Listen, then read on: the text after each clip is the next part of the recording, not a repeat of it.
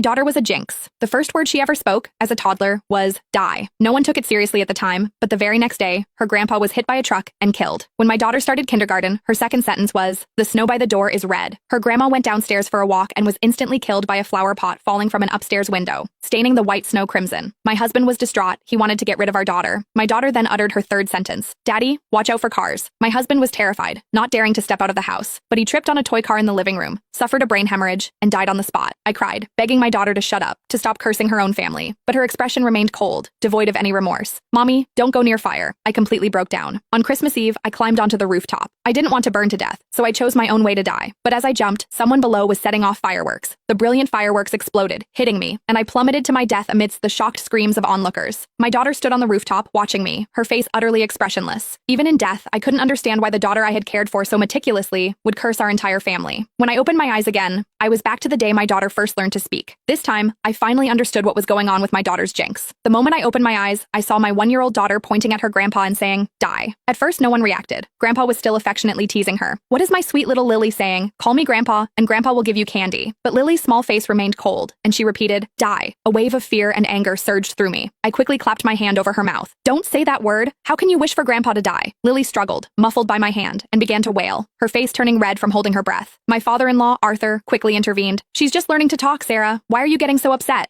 I pressed my lips together, my body trembling uncontrollably. "She's cursing you." Arthur paused, then laughed. "What are you talking about? She's so young. How could she possibly know what die means?" I didn't know how to explain, so I could only tell Arthur to be careful when he went out these days, especially to watch out for cars on the road. Arthur said he understood, but he didn't take it seriously at all. I repeated the warning to my husband, David, who also laughed at me, saying I was overreacting. He looked at Lily tenderly, saying our daughter was anything but a jinx. He even tried to comfort me. "Sarah, are you having postpartum anxiety? Maybe you should take a break and let my parents take care of Lily for a while." A sudden chill ran through me. I immediately shook my head. No, absolutely not. What if Lily cursed someone else when I wasn't around? But a sliver of hope remained in my mind. What if the previous incidents were just accidents? I hadn't let Arthur leave the house for days, and I'd even put away all the toy cars. I was terrified of a repeat of what happened to David in my previous memory. After a few days at home, Arthur got bored. "I'm just going for a walk in the garden downstairs. Don't you worry about it." I warned him repeatedly not to go anywhere near cars, but Arthur still had an accident. He missed a step while going down the stairs, tumbling all the way down. His head landed precisely on a protruding nail. Arthur died on the spot. When the ambulance arrived, they immediately called the funeral home. My mother-in-law, Martha, knelt beside Arthur, sobbing uncontrollably. How could this happen? But her usually kind husband was gone forever, unable to hear her cries. David rushed back from work, his eyes immediately red with tears. Yet, he calmly contacted relatives and friends, preparing Arthur's funeral. I held my innocent daughter, overwhelmed by guilt and self-blame, but Lily remained perfectly innocent, as if nothing had happened. I pinched her cheek, making her look at me. "Lily, tell Mommy, why did you say that word? Why did you have to curse Grandpa?" But my daughter couldn't answer.